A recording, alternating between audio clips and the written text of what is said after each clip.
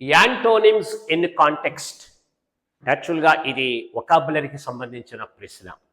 Antonyms అంటే వ్యతిరేక పదాలు, ఆపోజిట్ వర్డ్స్ అంటారు. ఇవి ఎగ్జామ్ పాయింట్ ఆఫ్ వ్యూలో 2 మోడల్స్లో ఇస్తారు. నెంబర్ 1, డైరెక్ట్గా యాంటోనిమ్ ఇచ్చి ఒక వర్డ్ ఇచ్చి దానికి యాంటోనిమ్ అడుగుతారు, సూటబుల్ యాంటోనిమ్, అదొక మోడల్. సెకండ్ మోడల్ ఏంటంటే సిచ్యువేషనల్ యాంటోనిమ్స్ అంటాడు.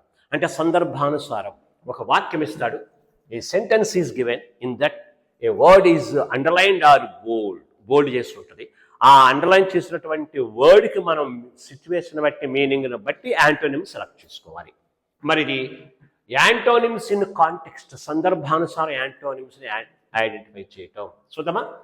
The child was singing in a sweet voice. ఆ పిల్లవాడు పాటను చక్కగా పాడాడు. ఎలా పాడాడు? In a sweet voice. Sweet అంటే ఏంటి? మధురమైన, మెలోడి, ఎస్ అని మీనింగ్ అండి. మధురమైనకి ఆపోజిట్ కావాలి. అంతేగాని స్వీట్ అంటే తీపి, దానికి ఆపోజిట్ చేదు, బిట్టర్ అని కాదు. ఇది కాంటెక్స్ట్. ఇది కాంటెక్స్ట్ మీన్స్ సందర్భానుసారం. స్వీట్ అంటే మధురమైనకి మధురము కానిది అని చెప్పాలి. ఎలా? బిట్టర్ అంటే చేదు. ఇది ఫిజికల్గా స్వీట్గా ఆపోజిట్ అది, కానీ కాంటెక్స్ట్ కాదు. So wrong. అగ్లీ, అందవికారం, అస్సలు కాదు ఇది. సోర్, పులుపు, రుచిపరంగా, ఇది కూడా కాదు.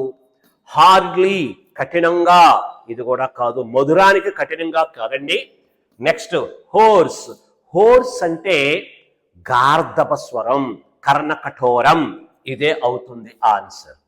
అంటే స్వీట్ ఆపోజిట్ కాంటెక్స్చువల్ గా హోర్స్ అని. అదే ఒక్క స్వీట్ వస్తే బిట్టర్ అని తీసుకోవాలి.